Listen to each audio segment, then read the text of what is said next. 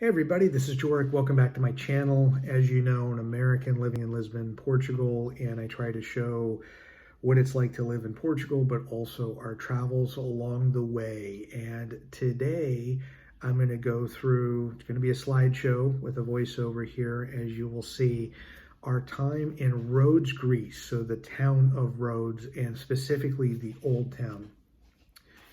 That area of the world is loaded with history.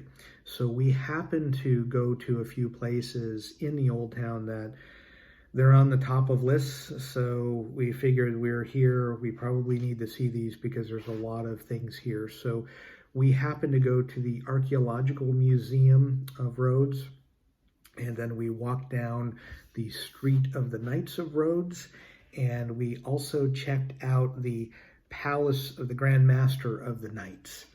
Now, those are two locations along with the street in between them.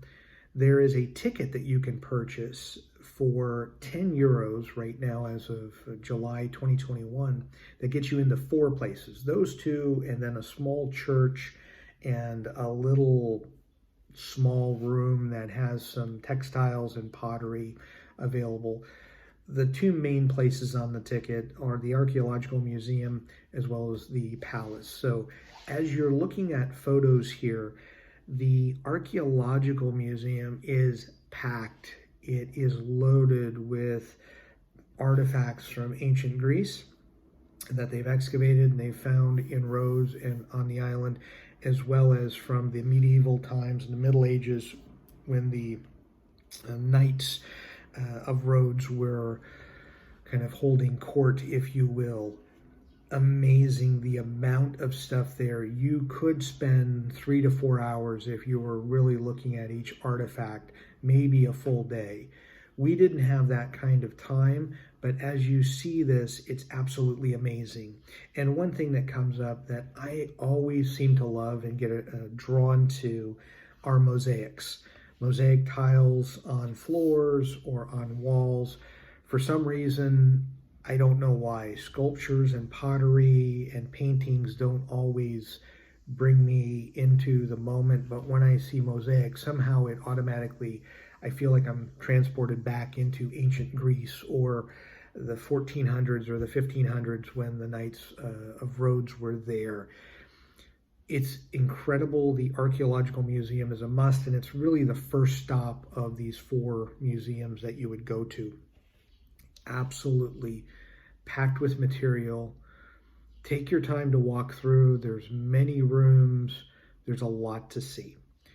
Once you get done with the Archaeological Museum, it empties out back into the Street of the Knights of Rhodes, and then you will walk, you'll take a left and actually walk maybe a quarter of a mile, it's not far, and then enter on the right will be the Palace of the Grand Master of the Knights.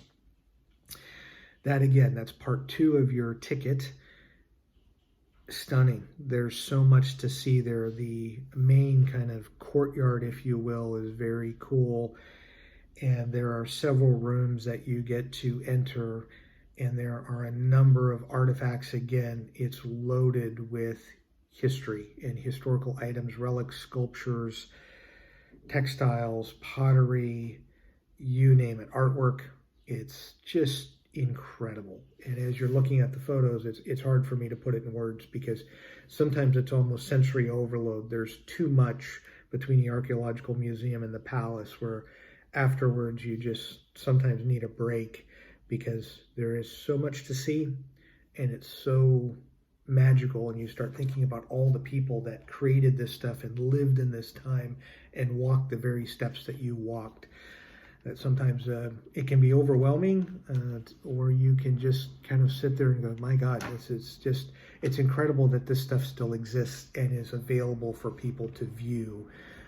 Can't touch it, but at least view it. So this is my collage of photos from our trip to Rhodes, the Old Town, the Archaeological Museum, the Palace of the Grand Master of the Knights, and I hope you enjoyed it. If you're in Rhodes for any length of time, if you're on a cruise, if it's a day trip, if you're flying in and you somehow have 4 or 5 hours in between flights, it's worth going to.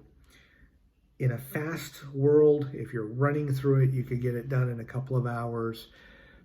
It's going to take you probably 4 to 6 hours to get through everything there. And then you're going to need to go have a good Greek meal and maybe a drink and just take it all in and look through your photos and think about what you just saw. It's absolutely breathtaking. So thanks again for taking a view and watching this.